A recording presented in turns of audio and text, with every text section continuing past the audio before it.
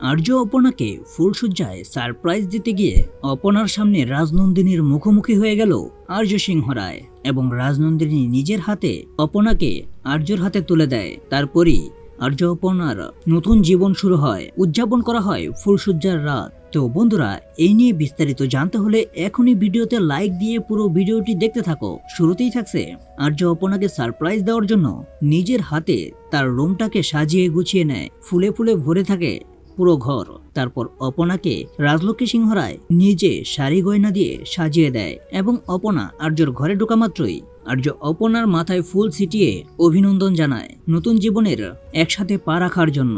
এবং তাদের এই ভালোবাসার মুহূর্তে দেখা দেয় রাজনন্দিনী। হঠাৎ করেই আয়নাতে ভেসে ওঠে রাজনন্দিনী। অপর্ণা আর্যর পাশে তাকে দেখতে না পেয়ে আয়নার মধ্যে দেখতে পায় রাজনন্দিনীকে। তখন অপর্ণা আর্যকে দূরে সরিয়ে দিয়ে বলে, কে উনি, আপনার পাশে ওই মহিলা কে?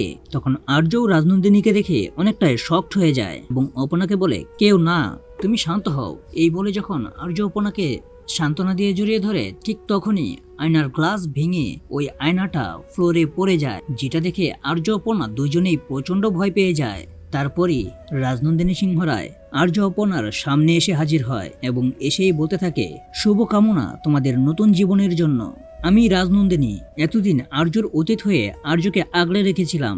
এখন থেকে অপর্ণা, তুমি আমার স্বামী আর্য সিংহ রায়কে আগলে রাখবে। তোমাকে যতটা সাপোর্ট দেওয়া দরকার আমি তোমাকে দেব এবং পুরনো হিসেবগুলো, পুরনো প্রতিশোধগুলো তোমার মাধ্যমে নেব আমি। এই কথা শুনতেই আর্য সিংহ রায় আরো অবাক হয়ে যায় এবং চমকেও যায় এবং অনেকটা আতঙ্কিতও হয়। রাজনন্দিনী এবার কার প্রতিশোধ নেওয়ার জন্য উঠে পড়ে লেগেছে? এখানে কি রাজনন্দিনীর মৃত্যুর পিছনে কিঙ্কর ছিল, না আর্য ছিল, না মেঘরাজ ছিল? এই সত্যটাই দেখার বিষয়। পরবর্তীতে কি হতে চলেছে? তো বন্ধুরা, এই নিয়ে তোমাদের মূল্যবান মতামতগুলো কমেন্ট করো। আর এরকম নিত্য নতুন সিরিয়ালের আপডেট পেতে এখনই চ্যানেলটা সাবস্ক্রাইব করো।